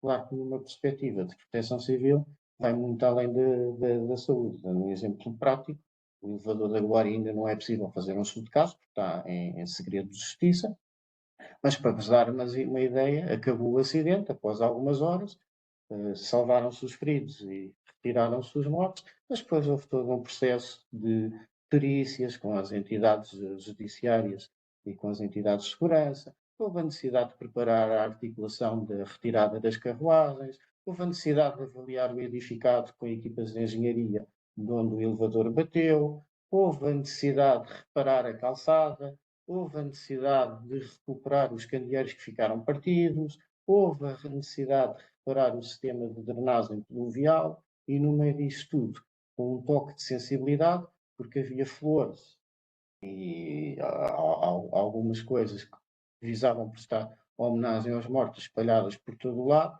e realmente nós também com alguma sensibilidade a tentar criar ali alguma maneira de se conseguirem realizar os trabalhos, mas ao mesmo tempo mantermos aquela componente de homenagem, que não é de desvalorizar também. No caso do elevador da glória, há algumas coisas interessantes, e não falando diretamente no acidente, mas há algumas coisas que nós fizemos, por exemplo, a pedido do INEM, nós preparámos um centro de acolhimento psicológico, garantimos toda a sua estrutura logística, assim como disponibilizamos psicólogos de reforço a pedido do INEM. Nós acionámos todas as entidades necessárias, montámos uma morgue nossa no Instituto de Medicina Legal, ativámos, transportámos equipas forenses, portanto, além daquela parte de comando e controle, todos vimos, não é? Aquelas carrinhas são os postos de comando, e onde estão efetivamente a ser geridas as operações, há todo um trabalho paralelo que é feito em simultâneo. Não é? Posteriormente, a articulação com as entidades da administração central, nomeadamente havia muitos cidadãos, não é? internacionais, tudo isso teve que ser trabalhado. Mas isso só para trazer o foco, e particularmente na saúde, é muito importante termos todos a visão que isto não se resume à resposta, a resposta acaba por ser uma coisa relativamente mais breve e mais localizada no tempo, mas é muito importante o trabalho preparatório e é muito importante depois a componente de recuperação e de reabilitação, seja ao nível da pessoa, seja ao nível do tecido socioeconómico, seja ao nível do nível geográfico em que estamos inseridos. E agora pedia-vos só para vos dar aqui um breve lamiré de como é que estamos aqui organizados em Lisboa. Eu vou retirar um bocadinho o foco dos incêndios, porque depois a colega Sara vai falar disso, tem uma experiência muito mais apelativa do que a minha, porque eu acabo por entrar num contexto diferente e a nossa realidade aqui acaba por ser muito mais os incêndios urbanos e nós não temos, pelo menos ao nível de serviço de saúde, nada que a escala que a Sara já viveu e que com certeza vai conseguir partilhar muito melhor do que eu. Muito bem. Márcio, obrigado pela tua partilha e pelo enquadramento daquilo que é o teu contexto, o teu trabalho. Eu sem mais demoras, até porque nós temos estado aqui muito a falar primariamente de missões internacionais, de resposta também, de certa forma, à catástrofe externa, e agora vamos ter uma perspectiva completamente diferente. Vamos trabalhar aquilo que é uma catástrofe interna dentro de um hospital e vamos ter aqui, para fechar este webinar, o tema da enfermeira Sara Raposo, que é a vivência durante o incêndio em meio hospitalar. Apresentando aqui a nossa palestrante, portanto, a enfermeira Sara é vogal do Conselho de Enfermagem, Regional dos Açores, mestrado em Ciências Biomédicas, enfermeira especialista em Enfermagem Comunitária e de Saúde Pública, tem também um MBA e uma pós-graduação em Emergência e Trauma. Tem competência acrescida diferenciada em Enfermagem do Trabalho e diferenciada em Supervisão Clínica. Neste momento está no Serviço de Saúde Ocupacional do Hospital de Vinhos, portanto, de Ponta Delgada, Açores. Está muito bem-vinda. Boa noite a todos. Muito obrigada à enfermeira Tânia pelo convite que me fez para estar hoje aqui, para fazer esta partilha da minha vivência de evacuação durante o incêndio de 4 de maio do Hospital do Vinho Espírito Santo de Ponta Delgada. Quero desde o início só esclarecer baixar algumas expectativas. Eu não tenho qualquer formação, competência específica relacionada com o contexto de catástrofe. Sinto que não quero estar aqui a desonrar este painel tão competente nesta matéria.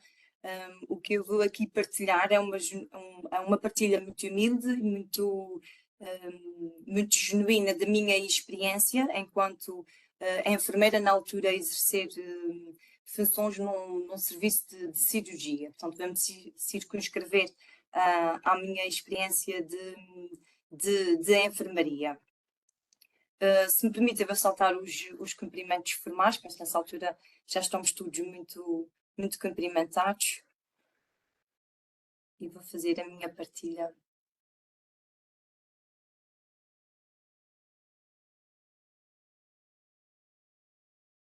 Começava por vos pedir um exercício de empatia e que se imaginem os colegas nos vossos locais de trabalho irem para o vosso turno, para o vosso contexto de trabalho, na vossa equipa, portanto, nos vossos afazeres. E, portanto, porque para mim também eu ia para um turno normal e fui recebida com um tapete de flores. E se nunca foram recebidos com tapete de flores, se calhar têm que começar a ser mais humildes. Pode parecer uma brincadeira, mas vou-vos contextualizar. O dia do incêndio era o sábado do Senhor Santo Cristo dos Milagres. Para quem não sabe, são as maiores festividades do Concelho de Ponta Delgada e, portanto, numa tentativa de aproximar as festividades aos doentes internados e, portanto, impossibilitados de irem à festa, há uma pequena e simbólica procissão que passa pelas enfermarias e nós, neste ano, éramos uma enfermaria contemplada, daí todo este aprumo. Nesta altura, os meus honrosos colegas de painel já estão todos a enfartar. Eu não faço essa partilha por desconhecer a gravidade, por não reconhecer que faltaram as medidas de autoproteção, mas para partilhar convosco uma vulnerabilidade e, de facto, às vezes descuramos as questões de segurança, porque, aliás, qual seria a probabilidade de ocorrer um incêndio logo no sábado do Senhor Santo Cristo dos Milagres? E, essencialmente, a minha primeira mensagem é esta da imprevisibilidade, porque, de facto, fomos recebidos com flores, mas em menos de 8 horas o nosso hospital foi convertido em cinzas e, de facto, a imprevisibilidade da catástrofe, que também já foi falada aqui esta noite, acho que é a grande mensagem que eu consigo passar. Para vos trazer algumas das minhas aprendizagens, que não são teorias, são fruto da minha interpretação do que eu experimentei e vivenciei naquele dia com a minha equipa. Fiz uma análise SWOT, que obviamente não vou debruçar nenhum desses quadrantes, mas foi baseada nela que consegui identificar algumas forças e fraquezas e algumas oportunidades daquele dia e que no fim partilho enquanto lições para mim aprendidas naquele dia, da minha experiência. Só para vos contextualizar, portanto, eu exercia, apesar de atualmente exercer funções no Serviço de Saúde Ocupacional no dia 4 de maio, eu exercia funções no Serviço de Cirurgia, no piso 4, na aula nascente. Tínhamos 17 doentes internados para uma capacidade de 20.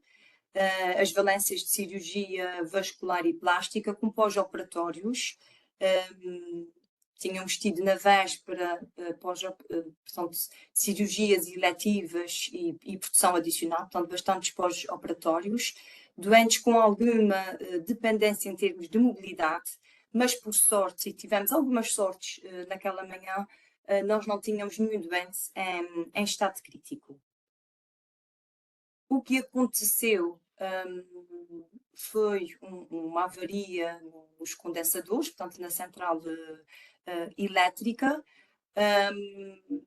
Pelas 9h16, o hospital ficou sem energia, disparou o sinal de alarme.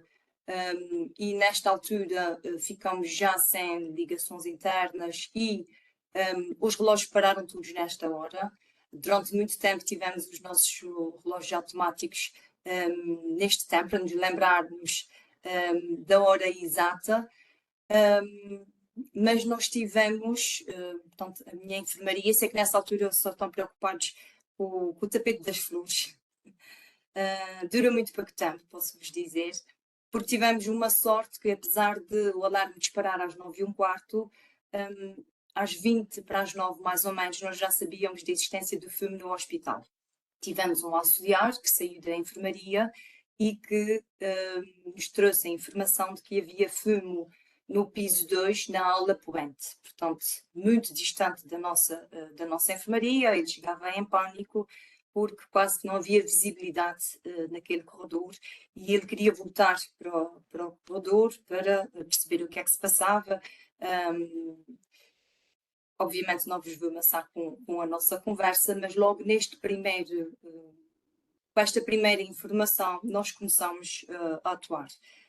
Fomos fechar as portas de corta-fogo, que também não sei se é uma prática vossa, mas por vezes para as passagens das camas as portas nem sempre estão devidamente encerradas, e fizemos o nosso primeiro briefing da equipa, fizemos muitos ao longo dessa manhã, e o nosso primeiro pensamento foi que se havia fogo dentro do hospital, nós não poderíamos ficar com a enfermaria daquele jeito. E, portanto, o meu turno começou com a limpeza do tapete das flores e com a libertação das saídas de emergência, portanto, por todos o desimpedimento. E apesar de estarmos muito longe de imaginar que pudesse haver uma evacuação, até porque o fogo estava muito distante da nossa enfermaria, começamos desde logo a pensar nos procedimentos de emergência. Se tivéssemos que evacuar, o que é que tínhamos que fazer? É pensar no grau de dependência dos doentes, nos procedimentos, nas saídas de emergência. E, portanto, foi a nossa... apesar de, e repito, de não acharmos que esse momento da evacuação, que essa decisão de evacuação fosse mesmo acontecer, nós já nos começamos a organizar. A equipa que estava escalada também era, por sorte, uma equipa madura, com experiência profissional. Éramos 3 enfermeiros e 2 auxiliares. Atualmente também sabem que pela rotatividade das equipas e pela integração constante de novos colegas, às vezes é um problema. Nós éramos a equipa escalada, era uma equipa madura. E tínhamos a sorte dos nossos doentes, os nossos banhos estavam todos higienizados, até como viram, aquele lindo tapete tinha que se manter intacto até à chegada da procissão do Senhor Santo Cristo, e começámos a antecipar, a distribuir pequenos almoços, a fazer levantes e, obviamente, sempre a tentar perceber o que é que se passava. Sei que a essa altura já se estão a pensar se eu não tentei contactar a central telefónica, obviamente, que foi a primeira coisa que tentei fazer, mas nunca consegui. Portanto, ainda antes do disparo do alarme e de ficarmos sem as comunicações, ainda antes disso já não estava a ser possível os contactos internos. E ficamos a tentar orientar-nos com as informações que nós tínhamos e a aguardar a vinda de mensageiros para percebermos o desenrolar. Entretanto, foram-nos chegando os diretores de serviço, a enfermeira-chefe, e mais tarde chega-nos um mensageiro do Conselho de Informação com a mensagem oficial de que muito provavelmente iríamos evacuar, não pela proximidade do fogo, pelo risco de incêndio, mas porque ia haver um corte de energia, de fornecimento energético ao hospital. Para contactar toda a equipa, estávamos em estado oficialmente de calamidade. Aqui foi mais uma das nossas vulnerabilidades. Eu era a responsável de turno e quando eu vi que era para contactar toda a gente, eu fiquei em pânico porque já tinha 17 doentes para evacuar, mas as pessoas de turno, e ainda iam chegar mais pessoas de casa, e eu fiquei em pânico.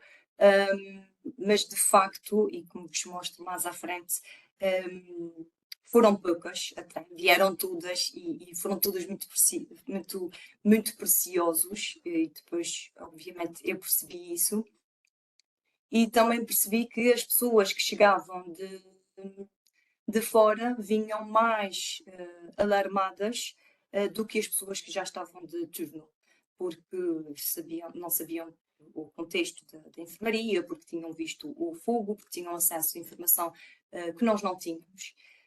E cada pessoa que chegava de fora, nós tínhamos o cuidado de fazer um briefing e um ponto de situação a cada elemento novo que chegava da rua, porque efetivamente vinha mais ansioso do que as pessoas que já lá estavam e que lá estiveram desde o início. Tivemos a nosso favor, portanto, o facto de termos sido dos primeiros a receber este alerta, ainda que informal, pelo nosso auxiliar, e portanto tivemos muito tempo para nos preparar, para irmos aprimorando a nossa evacuação propriamente dita.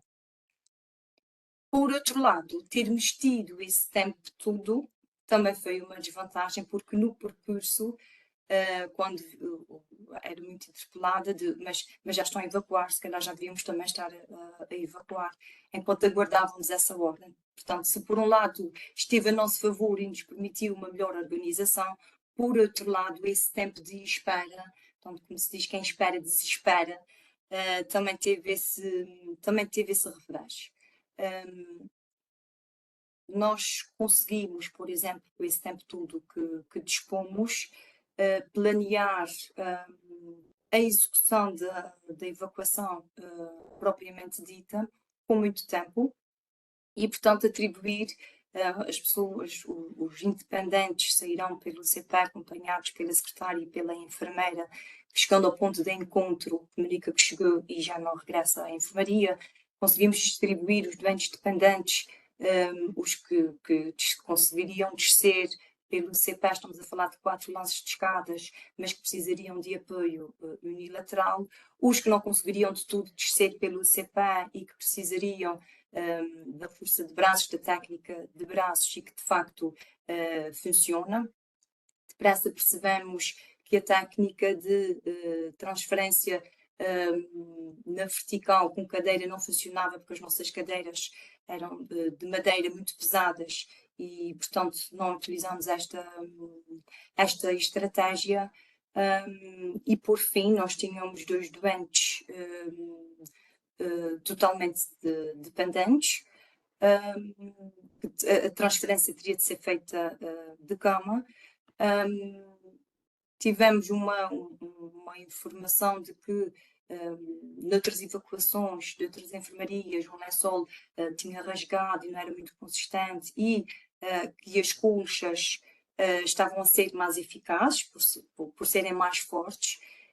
E nós agregamos esse conhecimento e, portanto, ali naquele momento fizemos essa pequena alteração e, portanto, posso dizer-vos que com todo este planeamento, cada um sabia, nós tínhamos isto de escrito em papel, que quando nos ligassem a dizer, ok, agora é a vossa enfermaria a descer, cada um sabia rigorosamente qual era a sua função. E, portanto, a evacuação, o momento de evacuação da enfermaria fez-se de forma muito célere.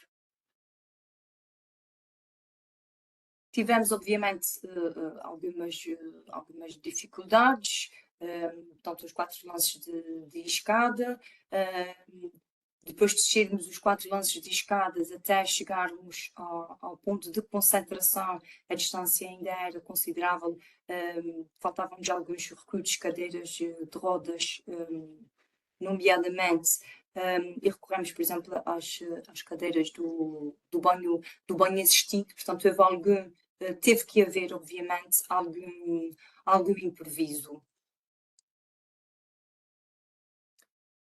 Agora aqui vou-vos mostrar, são 3 pequeníssimos excertos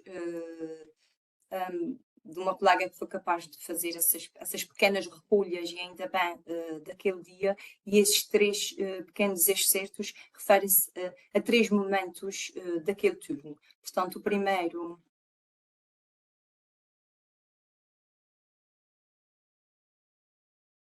referente à nossa saída de emergência, ou ao nosso piso 4, onde está a observar o fumo a sair do 2º piso na ala poente. Este segundo excerto, como veem, já não há vestígios de flores, nem do Senhor Santo Cristo dos Milagres. Os nossos doentes ordenados da saída de emergência de lá para cá, conforme o seu grau de dependência, conforme os procedimentos. E este último vídeo é a chegada ao ponto de encontro. Nós fomos das últimas enfermarias a chegar ao ponto de encontro, porque de facto nós estávamos muito distantes do fogo, nós estávamos em perigo e não tínhamos nenhum doente em estado crítico. Neste ponto de encontro, esta pessoa aí com os papéis sou eu, estávamos a rever, claro que se ficamos sem registros informáticos, ficamos sem informação dos doentes. Uma preocupação nossa logo no início foi rever as pulseiras de identificação para ficarem todos, obviamente, devidamente identificados e com os processos físicos do doente, tirar as etiquetas para conseguirmos saber ao certo os nossos doentes, para onde é que eles iam, os que iam com alta e entregues a familiares. Portanto, este trabalho ficou tudo, não sei se conseguem perceber as folhas que eu tenho na mão são as etiquetas, e confesso-vos que durante semanas eu sabia de cor os 17 doentes que não tínhamos internado e o destino de cada um deles, e que a enfermeira é que foi acompanhar cada um desses doentes, porque fizemos tanta vez, tanta checklist, tanta confirmação, que durante semanas esse trabalho esta informação ficou gravada nas nossas memórias. E esta chegada ao ponto de encontro foi o momento mais difícil do dia, porque até então esses doentes estiveram ao nosso cuidado. Como veem nessa imagem do meio, estiveram mais de 4 horas assim posicionados. Obviamente houve pequeno almoço e depois tudo o resto, obviamente, que já falhou.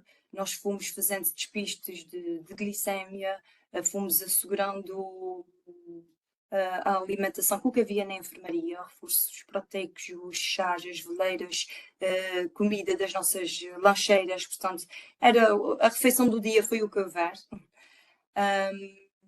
E obviamente que no entretanto, durante essas 4 horas, os doentes já todos em formação e precisam de ir ao quarto de banho e pronto. Portanto, é tudo uma gestão que foi sendo efetuada e tentando abstrair de ruídos, porque obviamente há muita coisa a acontecer ao mesmo tempo, e o nosso foco é evacuar em segurança esses doentes para um ponto de encontro. E sem mais demoras, vou partilhar convosco algumas lições que foram as minhas lições, aquilo que eu refleti e que eu aprendi, sem teorias complexas. E portanto, a primeira partilhei logo convosco no primeiro slide, que é de facto a imprevisibilidade. Era um sábado do Sr. Santo Cristo Milagre. Confesso-vos que estava à espera de um turno tranquilo. E para estarmos preparados para a imprevisibilidade, só podemos fazer por recurso ao conhecimento. E o momento de hoje é, por exemplo, um bom momento para isso. Conhecermos termos a noção, conhecermos o espaço físico das nossas enfermarias, as rotas de evacuação, os procedimentos de evacuação. Isso fez toda a diferença. Apesar de eu não ter qualquer formação específica relativamente à catástrofe, durante muitos anos era eu a responsável do serviço, apenas do serviço, pelos incêndios, e isso ajudou muito, o facto de eu ter esse conhecimento da enfermaria, dos procedimentos e das rotas de evacuação. Proatividade. Não podemos esperar por instruções para cada detalhe. É preciso antecipar problemas e agir logo no imediato. O foco. Há muitas distrações, muitos ruídos. Há filhos de doentes internados que vêm à enfermaria e que provocam alguma desordem. A liderança. E a liderança, aqui a liderança não é necessariamente, neste momento, uma liderança formal, não é a chefe, não é o diretor de serviço, é a pessoa que naquele momento é mais capaz de liderar aquela operação. A comunicação, as mensagens têm que ser claras, têm que ser simples, têm que ser diretivas. As pessoas estão angustiadas, estão perdidas e precisam de mensagens claras para saberem o que é que têm que executar. E temos que confiar na equipa que está connosco, e temos que confiar. Isso aconteceu ao longo do turno todo, até a ordem de evacuação, que é, e depois o que é que acontece? Ok, nós vamos evacuar o ponto de encontro, e depois o que é que acontece a esses doentes? E nós temos que confiar, é o que eu respondia aos colegas, alguém obviamente devidamente preparado, há de estar a pensar nisso, e obviamente que estavam, e muito bem. Vamos nos focar na nossa tarefa, que é a evacuação dos doentes da nossa enfermaria, e chegando ao ponto de encontro nós vamos cumprir as ordens que nos forem dadas. Portanto, tem que haver essencialmente isto, confiança. E para terminar, vou parafrasear um rato, com aquela mensagem que acho que é de facto a minha mensagem da noite, de que a vida só tem previsível a sua imprevisibilidade. Muito obrigada a todos. Sara, muito obrigado pela tua partilha. Obrigado mais uma vez aos nossos 4 palestrantes, e sem grandes demoras vamos entrar agora aqui na fase de debate, na fase de discussão, e portanto eu pedia a todos que colocassem as vossas questões aqui no chat, para eu poder colocar as questões aos nossos palestrantes.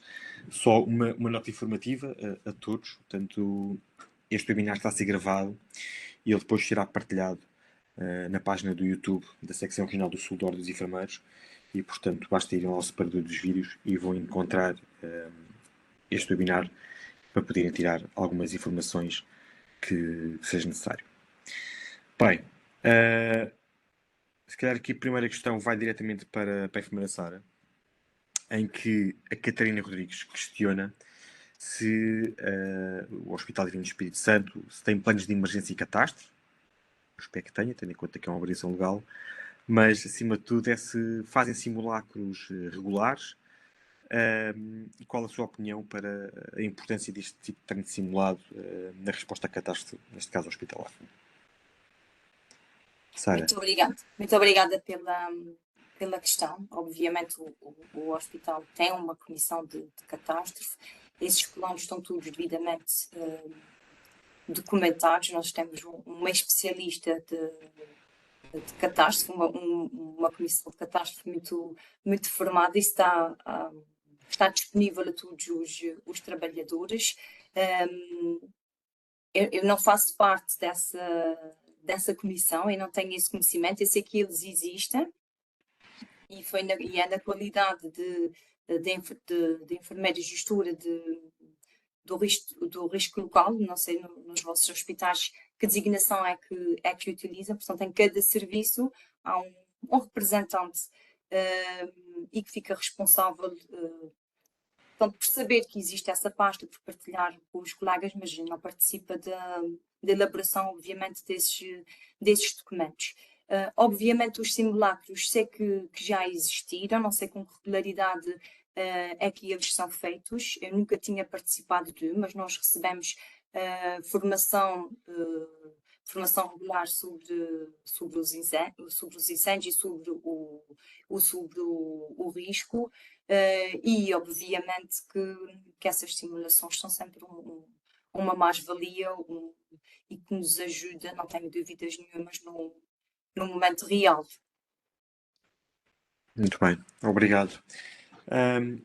Ivo, aqui uma questão diretamente para ti. Portanto, aqui um colega questiona uma pergunta muito específica relativamente ao bloco operatório. Portanto, se o PTMT também tem uma unidade de esterilização, ou se trabalham apenas com material descartável.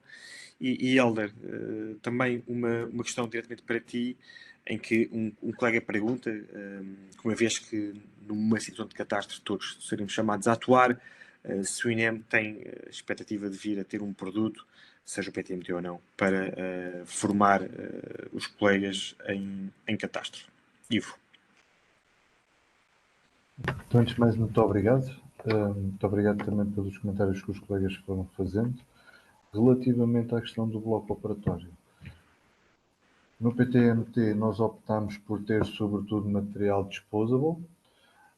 A questão relacionada com MTs com bloco operatório propriamente dito, esses sim têm áreas de esterilização, e esses sim fazem esterilização de material cirúrgico Nós temos vindo a trabalhar num processo de melhoria contínua, na tentativa de criarmos uma área para fazer essa esterilização, por forma também a reduzirmos o desperdício e a reduzirmos também o lixo que produzimos nestes cenários de catástrofe. Obrigado.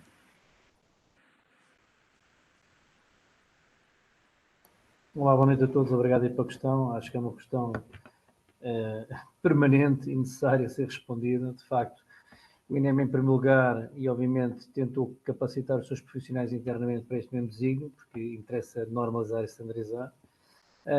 Agora, esta é uma questão que se vai colocar cada vez mais em termos estratégicos, que é o desenvolvimento ou a expansão deste tipo formativo para outros atores neste âmbito que possam vir a colaborar diretamente com o INEM. Portanto, estamos a falar de uma formação muito específica em catástrofes, não é? E, portanto, que vai ter que ser pensada sobre este aspecto. Já tivemos contactos outros com outras estruturas e outros stakeholders na área para desenvolver formação de forma ancorada relacionada com os hospitais especificamente, e estou a dizer, para o interface entre a área, digamos assim, do extra-hospitalar e o serviço de urgência. Isso já começou a ser articulado e pensado, e acho que a médio prazo, para não dizer curto prazo, porque curto prazo para nós é já o final do ano e isso não será possível, mas a médio prazo é capaz de haver alguma coisa dentro desse âmbito para também trabalhar junto às unidades hospitalares, este interface do extra-hospitalar para dentro da unidade hospitalar. E até algo relacionado com uma formação já sustentabilizada a nível internacional. Muito bem. Márcio, aqui uma pergunta para ti, do enfermeiro Nuno Oliveira, que eu tenho aqui diversos comentários, mas eu se calhar direcionava mais para ti, uma mais específica relacionada com a tua área, que o colega pergunta o que é que tem sido feito para melhorar a comunicação entre todas as partes envolvidas na gestão de catástrofes, seja o INEM, seja as forças de segurança, militares, corporações de bombeiros e unidades de saúde. Como tu disseste bem, o trabalho da Proteção Civil é pôr toda esta gente a trabalhar e, portanto, se calhar acho que é a pessoa ideal para responder a este comentário. Bem, Pedro, olha, obrigado pela questão. Portanto, a comunicação em matéria de proteção civil tem várias.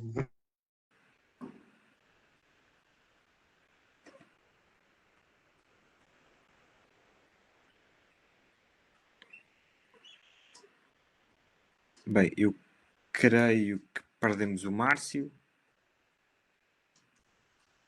Seguramente o que o Márcio estaria a dizer é que é o papel da Proteção Civil pôr todas estas entidades a trabalhar, quer nos seus diferentes níveis, que ele também apresentou, quer na estratégia, quer na tática, quer na manobra, e, portanto, é o papel da Proteção Civil, de facto, colocar todas estas entidades a falar uns com os outros.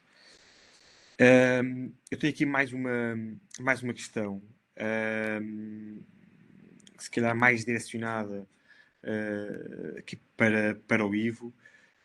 Se o PTMT contempla ou se conhece algum tipo de ligação com as equipas forenses, se sim ou se não, e de certa forma como é que são tratados os vestígios e o devido encaminhamento dentro de uma área tão específica como é a enfermagem forense. Bem, de facto, obrigado por essa pergunta, porque, como diria o outro, o caminho faz-se caminhando. Se em algum momento se começou por trabalhar muito estes standards para que se conseguissem garantir cuidados clínicos aos doentes de qualidade nestes cenários, cada vez mais também trabalhamos para tentar articular também hoje com as diversas áreas que são necessárias para dar resposta a questões como a questão depois de todos os procedimentos médico-legais que são feitos relacionados com os cadáveres, ou até próprias provas que possam ser, ou vestígios que possam vir a ser considerados como provas. Portanto, esse é um trabalho que também nestas novas guidelines foi feito pela própria OMS, no sentido de alertar as equipas para essa necessidade, articular as equipas para a necessidade de criação de SOPs relacionadas com a área de mortuário, com os procedimentos relacionados com os mortos, e uma das áreas que estamos neste momento também a trabalhar, por exemplo, recentemente tivemos essa conversa com peritos da Polícia Judiciária, foi exatamente a área forense, portanto é uma área que está em cima da mesa em trabalho e em desenvolvimento. Muito bem. Eu tenho aqui o colega Luís Jardim a colocar-me aqui num papel um bocadinho chato, em que ele questiona, e se calhar coloca aqui o nosso guru da formação, o Efano Heller, se ele reconhece o curso internacional de catástrofe da MRMI, ao qual eu não me posso pronunciar enquanto instrutor que sou, e se conhecendo a sua metodologia, o que é que acha que ela pode ser aplicada no contexto quer da catástrofe hospitalar, quer extra-hospitalar. Heller. Bom, eu não me vou pronunciar sobre filhos alheios, não é? Eu tomo conta e faço querer desenvolver o meu filho. Por assim dizer, de qualquer forma, é assim, estes contextos formativos são contextos formativos que têm uma raiz diferente e têm um contexto e objetivos diferentes, não é? E, portanto, aí acho que uma coisa não chocam um tipo com o outro, podem ser entendidos mais tarde como complementares ou não. De facto, o MRI tem uma determinada filosofia, é mais multifatorial, digamos assim, com múltiplos atores, e nós aqui visamos uma capacitação da resposta efetiva a uma dinâmica assistencial que, tal como já diz a gênese do curso, nós trabalhamos operacionais para os preparar para uma missão com autonomia de 14 dias. Portanto, é um contexto diferente para esta mesma questão, acho que é diferente, não se choca, é diferente e, portanto, aí não posso adiantar muito mais do que isso relativamente a essa mesma questão. Portanto, são contextos e destinatários, se calhar, diferentes na sua essência e no seu objetivo.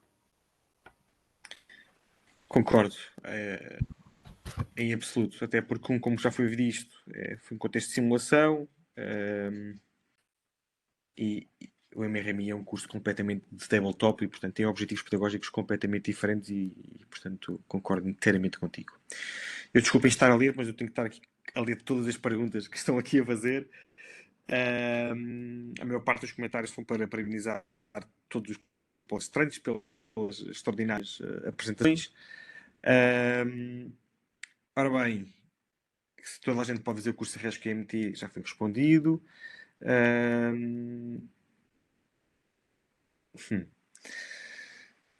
Ok, uma pergunta foge aqui um bocadinho do âmbito do PTMT, em que um colega pergunta se atualmente nos nossos CODUs existe alguma aplicação informática que permita saber em tempo real o número de camas disponíveis em unidades de intermédios, queimados, enfim, das diferentes especialidades, e se não existe, poderia ser ou não uma mais-valia. Se calhar, Ivo Helder, se algum de vocês puder responder a isto, eu posso. Eu sei que não se enquadra muito no PTMT, mas... Eu posso adiantar alguma coisa, uma vez que também faço alguns turnos no centro coordenador do CIEM, ex-sala de situação nacional para o FAT. Bom, não existe especificamente uma aplicação informática para o efeito. Em tempos passados já houve algo semelhante, aliás, há muitos anos atrás, recordo-me, eu ainda estava na cardiologia, que a uma determinada hora dávamos o número de camas vagas para o CODU, por via rádio. Isso já foi há alguns anos atrás. Neste momento nós temos, e faz parte das funções, obviamente, de quem está no centro de orientação de doentes urgentes, na sala de coordenação, nomeadamente, identificar o número de vagas de especialidade com determinados objetivos específicos. Entenda-se para o efeito, por exemplo, em determinado momento, quando é a situação do risco maior de incêndio, nós temos uma particularidade que é contactar e saber o número de vagas de unidade de queimados, por exemplo. Ou temos com estas questões todas da maternidade, estar praticamente atualizados, que é sempre uma coisa ao minuto, relativamente às vagas de neonatologia, por exemplo. Portanto, há aqui esse aspecto por menor. Agora não existe este tipo de aplicações. Isto, e mesmo que pudesse existir, há sempre a necessidade de haver um telefonema prévio, não é? Ou seja, porque, como a gente sabe, e toda a gente que está aqui, que está ligado ao extra-hospitalar, conhece isto perfeitamente, estas dimensões das maternidades e com esta questão do fecha e abre, etc., às vezes parece um bocadinho quase bolsa de valores. Quando nós temos uma grávida na rua, em trabalho de parto, precisamos de adornar para uma unidade hospitalar. Porque podemos ter até uma informação prévia que é este serviço, mas quando vamos realmente fazer o contacto com o clube já não há vaga, já foi suprimida aquela vaga que havia, portanto vamos ter que passar para o outro lado porque deixou de haver vaga. Portanto, mesmo que haja esse tipo de aplicativo, teria que ser uma coisa que teria que haver uma obrigatoriedade das instituições carregarem toda a informação lá, e depois, mesmo assim, teríamos que ter aqui assim, sempre um pormenor de contacto prévio. Portanto, nunca nos poderíamos fiar exclusivamente. Agora, parece uma excelente ideia e acho que os aplicativos informáticos estão e devem estar cada vez mais envolvidos na sustentação e apoio à decisão e este tipo de decisão. Portanto, acho que sim, não existem para o efeito. Há, de facto, um pormenor de diariamente determinado número de vagas serem auscultadas junto da comunidade hospitalar. Muito bem. Muito obrigado. Obrigado aos nossos 4 palestrantes. Obrigado aos 2.850 enfermeiros inscritos neste seminário. Uma das grandes aprendizagens que nós temos que transmitir nas situações de catástrofe é que nós temos sempre que ter um plano B e, portanto, a enfermeira Tânia Soares, Sra. Presidente do Conselho de Enfermagem da Secção Regional do Sul, Ordem dos Enfermeiros, iria fechar este webinar, teve aqui um inopinado e, portanto, irei fechar eu. E, nesse sentido, tenho aqui uma série de recados que ela me pediu para dar e começava por solicitar a todos os enfermeiros que estão ainda online que, ao saírem, vai-vos aparecer uma janela com o questionário de satisfação, onde pedimos que vocês façam a avaliação deste webinar, o que é que gostaram, o que é que gostariam que tivesse sido feito de forma diferente. E relembrar que teremos o meeting da Secção Regional do Sul no Fórum Lisboa a 31 de outubro sobre ambientes saudáveis e, portanto, inscrevam-se, participem, que de certo também será uma grande mais-valia. E se calhar, antes de terminar, tenho aqui a professora Helena José, não sei se quer endereçar alguma palavra antes de eu fechar. Pedro, não, era só agradecer muito esta noite de aprendizagem e de partilha. Foi um tempo verdadeiramente ganho. Obrigado a todos. E obrigada pelo convite para estar aqui hoje. Claro. Então, Hélder, Ivo, Márcio, Sara, a todos vós que colaboraram e disponibilizaram o vosso tempo para aqui estar, a todos aqueles que foram um papel ativo na oração deste webinar, obrigado pelo vosso contributo e até uma próxima oportunidade. Obrigado, Ordem. Pedro, já agora, se me permites, só aqui mais uma vez em nome da Presidente da Secção Regional do Sul, e agradecer também as tuas palavras e o encerramento, mas também agradecer mais uma vez em nome da enfermeira Dora Franco a presença e a participação de todos, mas sobretudo também dos nossos preletores e da forma como conduziste também todo este webinar, portanto, que se demonstrou de elevado valor e, portanto, agradecer mais uma vez em nome da nossa Presidente, como vos disse, e da Secção Regional do Sul e pedir também que continuem a aderir quer a estes webinars como a todas as formações e por isso também é importante seguir as nossas redes sociais onde tudo é anunciado e esperando agora que também estejam presentes no meeting, tal e qual como tu disseste. Portanto, agradecer mais uma vez e continuação de uma boa noite e uma boa semana de trabalho para todos também.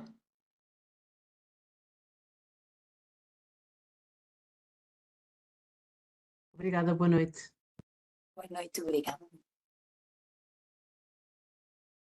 Boa noite, obrigado. Muito obrigado a todos pela vossa presença. Obrigado, boa noite. Muito obrigado e boa noite.